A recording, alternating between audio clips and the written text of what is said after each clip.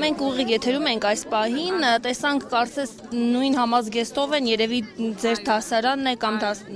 խնդրեմ նախ ներկանաք։ Սերոբյան Թամարան եմ, Մովսես Գորգիսյանի անվան դպրոցի ուսուցիչներից։ Դասարանը 4-րդ դասարանն է, որոշել ենք հենց այսօր գալ մեր տուրք մատուցել ցեղասպանության զոհերի հիշատակին։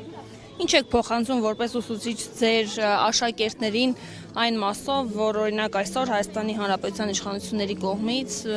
փորձում են ուրացության տալ, մոռացության տալ այս փաստը։ Երբևիցե քաղաքականության մեջ չեմ եղել եւ չեմ լինում։ Ես իմ աշխատանքը կատարում եմ այնպես, որ ունենանք հայրենասեր,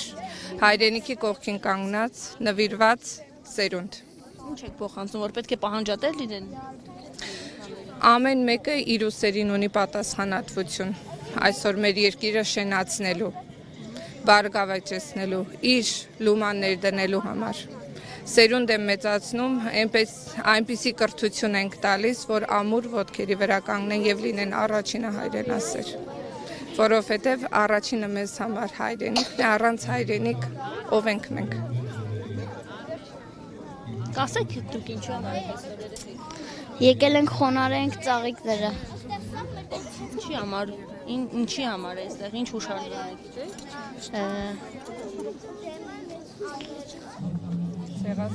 Ցեղասպանության զոհ։ Առաջին անգամ ես գալիս։ Չէ։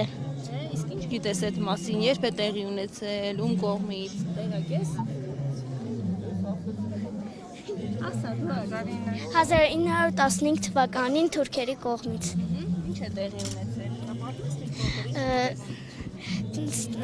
Թուրքերը հայերին չիմանալու հարձակվել են Հայաստանի վրա եւ կոտորել են զոհել հայերին։ Նրանք վերցրել են 5 քաղաք, այսինքն 5 նահանգ։ 12 սյուները ընդամենը երկրաչափական մարմիններ են։